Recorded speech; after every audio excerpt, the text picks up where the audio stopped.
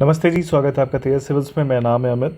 इस वीडियो में हम कवर करने जा रहे हैं करंट अफेयर के अंदर 4 इम्पॉर्टेंट थीम्स को। ये एरियाज़ जो हैं वो काफ़ी इंपॉर्टेंट हैं, कुछ प्राइजेस से रिलेटेड हैं, कुछ इंपॉर्टेंट टर्म्स से रिलेटेड हैं। तो देखेंगे इस वीडियो में, इस छोटे से वीडियो से क्वेश्चन फंसेगा और मोस्ट इम्पॉर्टेंटली एक छोटे से वीडियो से हमारे 2-3 क्वेश्चन सही हो जाए, उससे अच्छी बात क्या हो सकती है। तो चलिए देखते हैं क्या है इस वीडियो में, क्या कौन कौन से टॉपिक्स हैं। फर्स्ट थिंग फर्स्ट, तो 2024 में इम्पॉर्टेंट प्राइजेस कंपाइलेशन की बात की जा रही है। तो देखते हैं कौन कौन से इम्पॉर्टेंट, ये ग्लोबल प्राइजेस हैं और इसमें अगर इम्पॉर्टेंट इंडियन पर्सनालिटी जुड़े हुए हैं तो उस पर इंक्लूड किया गया है। अदरवाइज जो हर साल रिपीटेड क्वेश्चंस बनते हैं इन प्राइजेस पे, उनको इंक्लूड किया गया। तो फर्स्ट है एबेल प्राइज़ 2024 का, मैथमेटिक्स के लिए दिया जाता है, ये ध्यान दीजिएगा एबेल प्राइज़ को, और ये माइकल मिशेल टेलीग्रांड को मिला हुआ है। ठीक, नेक्स्ट देखते हैं टाइलर प्राइज़। टाइलर प्राइज़ 2024 में किसको मिला हुआ है? पहली बात जानना ये ज़रूरी है किस फील्ड में है, तो ये इन्वायरमेंट की फील्ड में है और जोहान रॉकस्ट्रॉम को मिला हुआ है ये। ठीक, नेक्स्ट है प्रिट्ज़गर, बहुत ही इंपॉर्टेंट प्राइज़ माना जाता है, आर्किटेक्चर की फील्ड में दिया जाता है, रिकेन यामामोटो को दिया गया है। नेक्स्ट है एरास्मस प्राइज़ की बात की जा रही है। एरास्मस प्राइज़ इंपॉर्टेंट इसलिए हो जाता है क्योंकि लिटरेचर में दिया गया है, और खासकर इंपॉर्टेंट इसलिए हो जाता है क्योंकि ये इंडियन को मिला है, अमिताभ घोष को मिला हुआ है। ठीक, नेक्स्ट है पेन प्रिंटर प्राइज़, ये इंपॉर्टेंट अगेन, पहली बात नाम सुनते ही मालूम चलता है लिटरेचर से जुड़ा हुआ है, लेकिन इंपॉर्टेंट इसलिए है कि 2024 का पेन प्रिंटर प्राइज़ को मिला हुआ है, अरुंधति राय को मिला हुआ है। नेक्स्ट देखते हैं वर्ल्ड लिटरेरी प्राइज़ की बात की जा रही है, लिटरेचर से जुड़ा हुआ अवार्ड है, ममता जी सागर को मिला हुआ है, ये ध्यान दीजिएगा, इंडियन है ये। नेक्स्ट है आपका इंटरनेशनल बुकर प्राइज़ की बात की जा रही है, 2024 में लिटरेचर के लिए दिया जाता है, और कायरोस जो है मतलब वर्क है किसका, जेरेमी एरपेनबर्ग का है, उसको दिया गया है, और ये ट्रांसलेट किया गया है इंग्लिश में किसके द्वारा, मिशेल हॉफमैन द्वारा। ठीक है, तो इस चीज़ को ध्यान रखिएगा। कायरोस की बात की जा रही है, माफ़ कीजिएगा, जेरेमी एरपेनबैक इन्होंने लिखा था, और मेजरली इन्हीं को मिला हुआ है। ठीक, नेक्स्ट है आपका गोल्डमैन प्राइज़, काफ़ी इंपॉर्टेंट प्राइज़ है ये, और देखते हैं नेक्स्ट में किसको मिला हुआ है 2024 का। एनवायरमेंट के लिए दिया जाता है, पहली बात तो ये है, ये आलोक शुक्ला जी को दिया गया है 2024 का, इंडियन को मिला हुआ है। फिर आता है काबली प्राइज़। काबली प्राइज़ 2024 का एस्ट्रोफिजिक्स के लिए किसको मिला गया है, डेविड चारबोनियो और सारा सीगर को मिला हुआ है। ठीक, तो ये जितने भी इंपॉर्टेंट प्राइजेस की बात की जाती है, ये ग्लोबली बहुत ज़्यादा इनका रिलेवेंस है, और कुछ कुछ इंडियन नाम भी जुड़े हुए हैं, इसलिए और इम्पॉर्टेंट हो जाते हैं। तो इसको पॉज करके आराम से देख लीजिएगा। वैसे भी इस वीडियो के बाद मैं ये PDF शेयर कर दूंगा टेलीग्राम ग्रुप पे। टेलीग्राम ग्रुप आप ज्वाइन कर सकते हो, डिस्क्रिप्शन बॉक्स में उसका लिंक पड़ा हुआ है। नेक्स्ट देखते हैं ग्लोबल इवेंट्स जो हुए इस साल, जो बीत गए। अभी अब तो साल ख़त्म ही होने को आया है, 3 महीने और बचे हुए हैं हार्डली। तो जो बीत गए और जो बचे हुए समय में अभी होने वाले हैं उनको देख लेते हैं, क्योंकि ये अक्सर पूछा जाता है अलग अलग एग्जामिनेशन में, आपने खुद ही देखा होगा। तो फर्स्ट थिंग, तो हम कौन कौन सी चीज़ों में डिवाइड कर रखे हैं इस चीज़ को, इवेंट्स, डेट्स, लोकेशन और किस कंट्री में हो रहा है। ठीक, first thing first, WTO 13th ministerial conference जो कि फरवरी 26 से लेकर 2 मार्च तक हुआ, ये आबू धाबी में हुआ, और UAE में इसका लोकेशन था, कंट्री थी। नेक्स्ट है न्यूक्लियर एनर्जी समिट 2024 जो कि मार्च 21 2024 में हुआ, ब्रुसेल्स में हुआ, और ये बेल्जियम में हुआ। नेक्स्ट है AI सेफ्टी समिट जो कि 21-22 मई 2024 को हुआ, ये सियोल में हुआ, साउथ कोरिया में। नेक्स्ट है 50वां G7 समिट कहाँ पे हुआ, ये आपका फसानो में हुआ जो कि इटली में है, ये जून 13 और 15 के बीच में हुआ, 2024 की बात कर रहे हैं। नेक्स्ट देखते हैं SCO की जो मीटिंग हुई 3 और 4 जुलाई को, वो अस्ताना में हुई, कजाकिस्तान में। अब एक बात ध्यान रखिएगा, G7 का नाम लिया है मेरे, तो आपका होमवर्क बनता है कि G7 में कौन कौन सी कंट्रीज़ हैं, फर्स्ट थिंग फर्स्ट।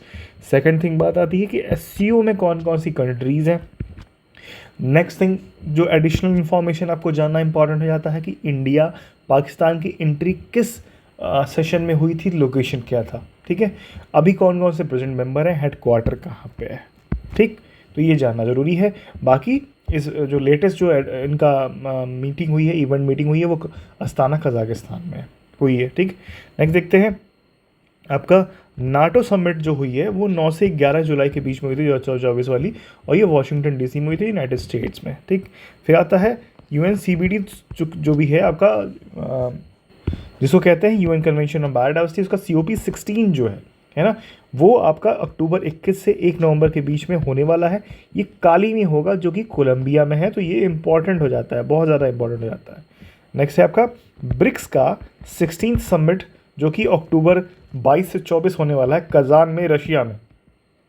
अब ये इम्पॉर्टेंट होने वाला है दोस्त, समझ लो, क्योंकि जो अभी इसराइल वाला इशू रेज हुआ है, इसराइल ईरान ने इसराइल पे अटैक किया, मिसाइल अटैक हुआ, फिर इसराइल भी बैठेगा नहीं, इसराइल को, ईरान को रशिया का इनडायरेक्ट सपोर्ट है और ईरान हिजबुल्लाह को सपोर्ट कर रहा है। तो ढेर सारी इक्वेशंस यहाँ पे गेम चेंज होने वाली हैं। अभी ब्रिक्स का समिट बहुत हीटेड समिट होने वाला है, राइट। नेक्स्ट देखते हैं UNFCCC COP29 की बात हो रही है। एक बार इवेंट याद रखिएगा, ये 29-28 की बात जो रहती है।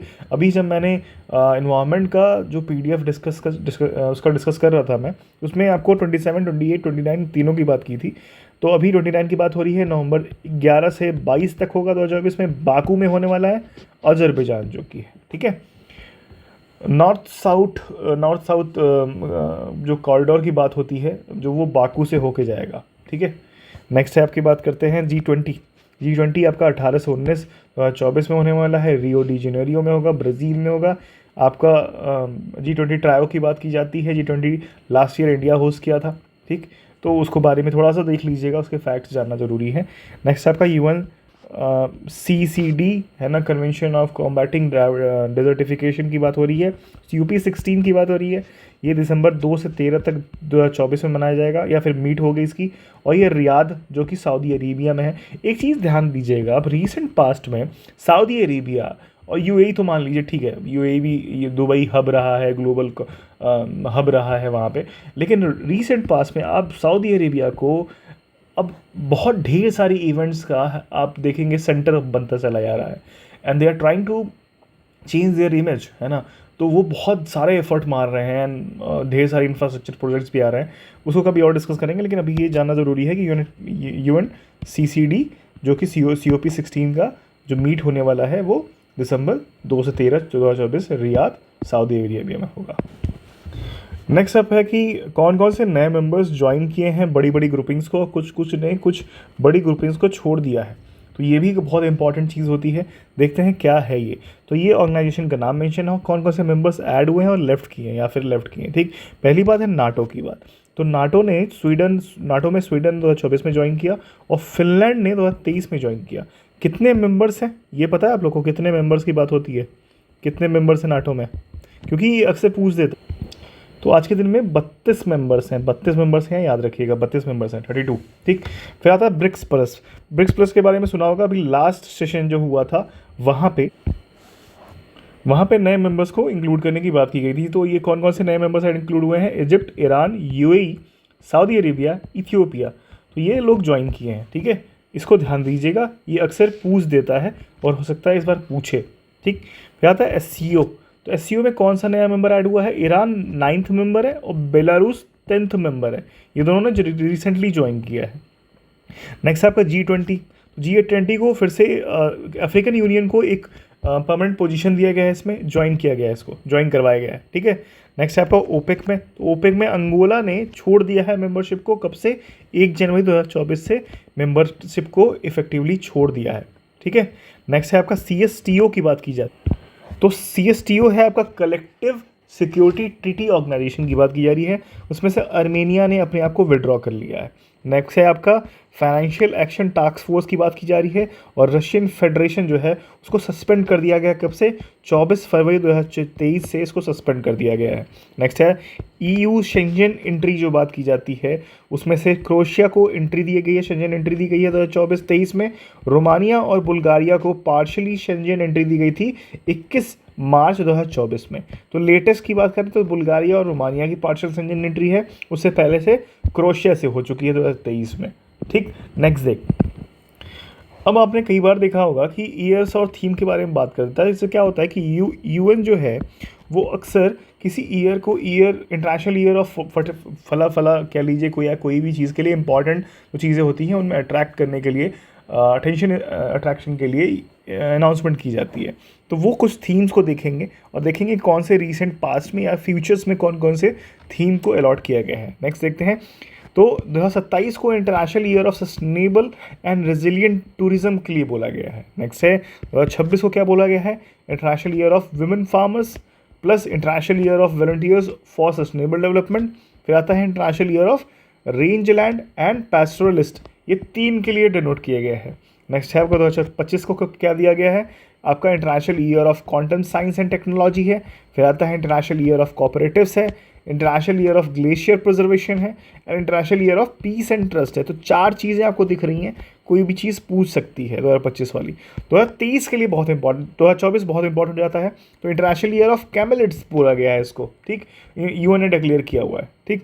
2023 किस लिए इंपॉर्टेंट था, और 2023 था international year of dialogue as a guarantee of peace, and other thing is international year of millets को डिक्लेयर किया गया था। तो ये सारे के सारी चीज़ें बहुत इंपॉर्टेंट हो जाती हैं करंट अफेयर में। इन्हीं एरिया से एक क्वेश्चन उठ के चले आते हैं।